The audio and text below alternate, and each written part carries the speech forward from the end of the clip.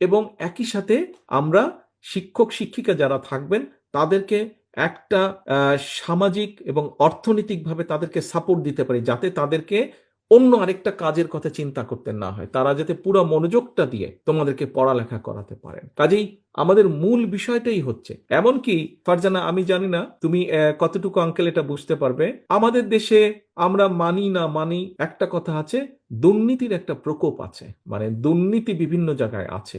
আমি ব্যক্তিগতভাবে বিশ্বাস করি হ্যাঁ, রাষ্ট্রের দুর্নীতি দমন করার জন্য হয়তো সংস্থা আছে, কিন্তু আমি মনে করি প্রাথমিক শিক্ষার মাধ্যমে যেই বাচ্চাগুলো বড় হবে আগামী দিন, আর যারা ছোট আছে আগামীকাল, তুমি যেমন ছোট আছে ইনশাল্লাহ আগামীতে তুমি বড় হবে, তোমরা যদি দুর্নীতির বিরুদ্ধে প্রতিরোধ গড়ে তুলতে পারো তাহলেই আমরা ইনশাল্লাহ বাংলাদেশকে দুর্নীতি মুক্ত করতে পারবো। কাজেই এই যে দুর্নীতিকে ঘৃণা করা, দুর্নীতির বিরুদ্ধে প্রতিবাদ গড়ে তোলা, এই শিক্ষাটাও আমাদেরকে প্রাথমিক লেভেলের যে শিক্ষা ব্যবস্থা সেইখানে আমাদেরকে এটা ইন্ট্রোডিউস করতে হবে, এবং প্রাইমারি টিচারদের মাধ্যমে তোমার মতন যারা স্টুডেন্ট আছে তাদের ভিতরে আমাদেরকে এটা ইনগ্রেভ করে দিতে হবে যে হ্যাঁ, দুর্নীতি খারাপ জিনিস।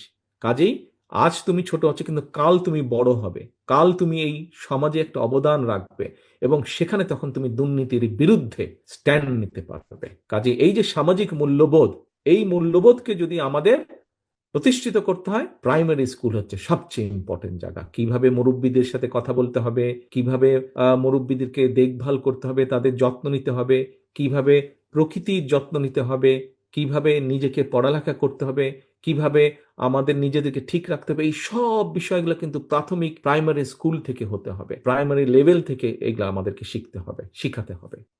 আমি আসসালামু আমি আলাইকুম। তুমি পেয়েছো আপনাকে তোমার অসংখ্য প্রশ্ন উত্তর? ধন্যবাদ। আসসালামু আলাইকুম।